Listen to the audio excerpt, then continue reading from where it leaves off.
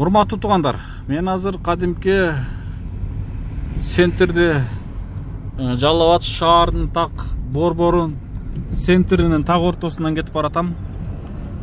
Тыптынч, көчөдө машина жок, магазиндер баары жабык. Могул машиналар ушул банктар гана иштеп атыптыр. Банктын айланасында машиналарды көрүп атам. Анан таксилерди гана көрүп атам. Калган бүт бардыгы жерлер жабык. Мен карап кетип баратам. Мынакей мэрия тетигинде турат. Шаардын айланасы. Жанагы кадимкидей Туркияда ушундай экен да. Туркияда көчөдөн адам көрбөйт экенсиң да. Дайым эле, постоянно ушундай экен. Туркияда адамды күндүзү көчөдөн көрбөйт экенсиң. Аппак эле бийик домдор тура берет. Элин көрбөйсүң, ушу эли каяка кирип кеткен. Так ошондой эле болуп калыптыр. Мына муниципалдык Шабдалы базары дагы жабык. Бардыгы жабык, бардыгы жабык. Мынакей мен так центринен өтүп кетип баратам.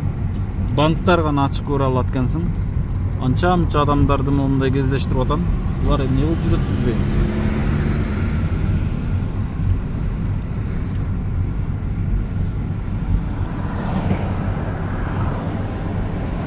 Стройкалар жүрүп атат могул жерде.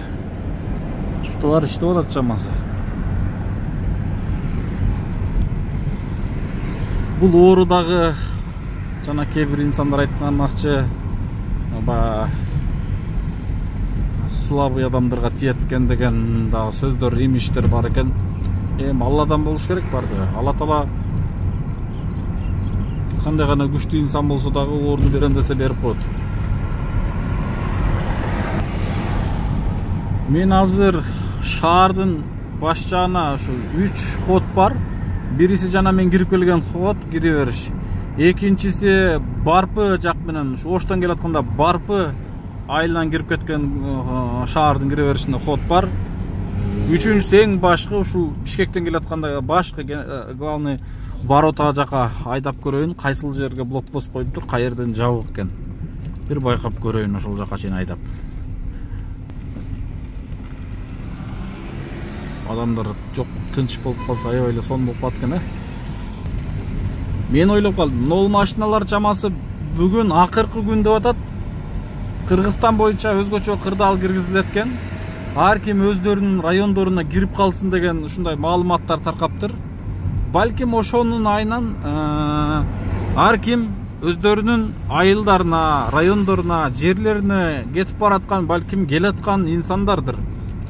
Мен ошентип ойлоп калдым. Чамасы ошондой окшойт. Могул жерде ушул бактарактарды, жолдорду тазалоо жумуштары жүрүп атат экен. Көрүп атасыздар. Мамлекет күчтүү болсо гана, мамлекет күчтүү болсо, эл ыймандуу болсо, эл дагы мамлекетке баш ийген болсо, Кудай бурса, мамлекет мындай сыноолордун далайын башынан өткөрүп, кайра мындай сыноолордон Аллах Тааланын буйругу менен жеңил алып чыкмак, Мен азыр автовокзал жака дагы келип калдым. Автовокзалды дагы бир көрөйүн. Урматтуу туугандар, зериккенимен жүргөн жерим жок. Ишим жок калган жеримнен жүргөн жерим жок. Балким бир адамга болсо дагы бир маалымат катары бир пайдам тийип калса экен, үйүндө жакшы тынч отурса экен, шаарга эле чуркабастан, көчөгө эле чуркабастан шаардын абалын көрүп, балким чын эле бул оору чындыгы окшойт деп үйүндө отурса экен деген ойлоп ниет болсун, ошол оюна бир себепкер болуп калайын деп бул видеону тартып атам туугандар, туура түшүнүңүздөр. Автовокзалда негедир машиналар турат. Мен бая айттым, мына бул инсандар ошол өздөрүнүн айылдарына кетем деген бир туугандар экен чындыгында. Мына ошолорго гана автоунаа машиналар жүрүп атыптыр. Туугандар, машалла, мына Жалал Абадта мындай хлорлоп кайрадан шаарды жууп атат мына. Машалла, мынакей. Көрдүңүздөрбү? Азыр мен машинам да жуулуп калат экен, иншалла. Мынакей. Хлорлоп кадимкидей шаарды дагы жууп, тынбай МЧСнин өкүлдөрү кызматты кылышып, элдин саламаттыгы сактыгы үчүн катуу аракетте жүрүшөт иншалла. Мен азыр шаардын кире беришиндеги блокпосту тартпай калыптырмын. Бул жерде да турушат. Байыл соода борборунун жанынан кетип баратам. Ошо башкы кругойго барып келейин деп. Шаардын эң башкы воротасына барып келейин деп кетип баратам.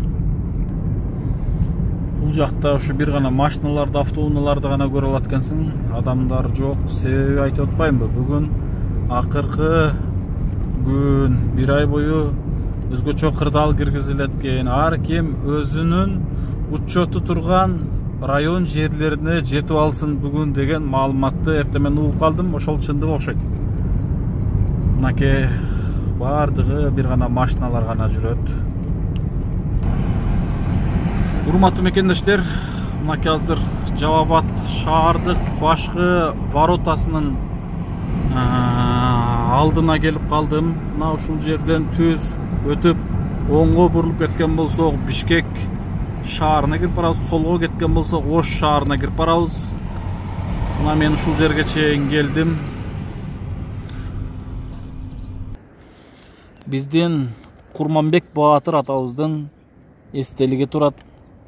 Жалал Абад шаарынын башкы кире бериш воротасы жана эң башкысы Кыргыз журтунун, Кыргыз мамлекетинин, Кыргыз өлкөсүнүн желеги, туусу желбиреп турат кире бериште.